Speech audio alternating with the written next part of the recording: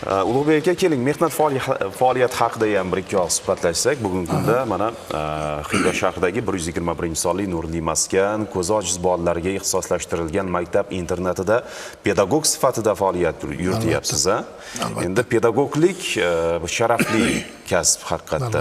Endi eng sharaflisini tanlagansiz desak ham mubolag'a bo'lmaydi.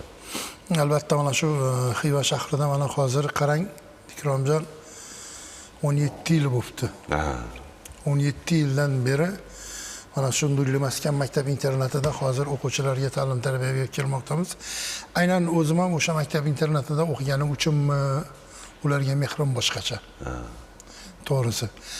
Misol uchun mana bizda hozir tarbiyalanadigan o'quvchilarni narigi o'quvchilardan farqi ham juda ham katta.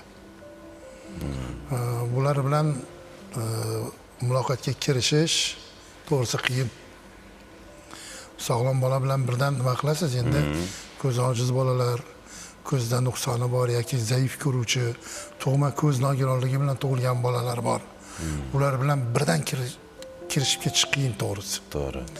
Misol uchun mana bizani alifboni o'rganish ham kimdir bir haftada ilg'ab oladi, kimdir bir oyda, kimdir kerak bo'lsa 3 oy, 4 oy ham bo'lib ketishi mumkin. Bizning alifbomiz haqida Louis Braille. Eshitgan bo'lsangizlar, mana Braille alifbosi deydi-ku bizda. Uni Louis Braille degan odam o'ylab topgan aslida. Bizda misol uchun ko'zi ojizlar uchun alohida alifbo bor, harflar bor, harflar bor. Undan tashqari ularning o'zlarining yozish uskunalari bor. Mana bu narsa mana pribor deb yuritiladi. Xo'sh, misol uchun mana hozir o'zimiz mana kirilcha yoki lotincha yozadigan bo'lsak, mana qarang, o'ngdan yozamiz, o'ngdan o'qiymiz, to'g'rimi? Lekin bizda-chi? Bizda misol uchun qarang, mana shu daftarni bitta beti, misol uchun mana qo'yiladigan bo'lsa, mana qo'yiladigan bo'lsa, endi xo'sh, qanday yoziladi? Grifil degan narsasi bor. Bularni misol uchun mana bu mana grifil deb yuritiladi. Ko'zi ojiz bolalarga mo'ljallangan. Barmoq orali yuritib, keyin qarang, bularda chapdan yoziladi, o'ngdan o'qiladi. Chunki bo'rtma harf bu yoqdan bo'lib chiqqandan keyin bu chapdan yozilib, o'ngdan o'qiladi. Endi men aynan mana shu maktab internat haqida to'xtalishingizni o'zi juda ham xohlab turuvdim. Sababi bizda misol uchun mana 7 yoshdan qabul boshlanadi. 7, 8, 9 yoshdan misol uchun biza agar u narigi sinfda o'qib, ya'ni boshqa maktabda o'qib, keyinchalik ko'zi ko'rmay qolishi mumkin-ku.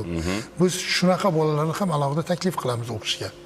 Chunki mana hurmatli prezidentimizda bitta so'zlari bor, o'zingiz juda ham yaxshi bilasiz. Har qanday yoshlar bular ilmdan chetda qolmasligi kerak. Misol uchun u ko'zi ojiz bo'lgani bilan yoki uni tayanchida kasallik bo'lishi mumkin, suyagida yoki qulog'ida, to'g'rimi, yoki gapirishida. Bularning ham o'zlarining alohida o'zlarining maktab internatlari bor. Biz misol uchun mana shu ko'zida nuqsoni bor, zaif ko'ruvchi, tug'ma ko'z nogironligi bilan tug'ilgan bolalarni aynan mana shu maktab internatimizga taklif qilamiz. Chunki bu maktab internatimiz qarangki 70 yil bo'libdi tashkil qilinganiga. To'g'ri, bu yillar davomida qanchadan qancha shu bolalar, farzandlar, o'g'il-qizlar bu dargohda ta'lim olgan. Pedagoglik faoliyatingizga ham omad tilab qolamiz. Yuqorida aytganimizdek, sharafli yo'ldasiz va bu yo'lda ko'p yillar mehnat qilishingizga tilakdoshmiz. Insonning qalb ko'zini ochilishiga ham yordam beradi-da ustoz. She'r yordamida ham yuraklarga kirib borish mumkin. Endi shoir kelganidan keyin albatta shoir uchun ham alohida tuhfamiz bor, faqat sizdan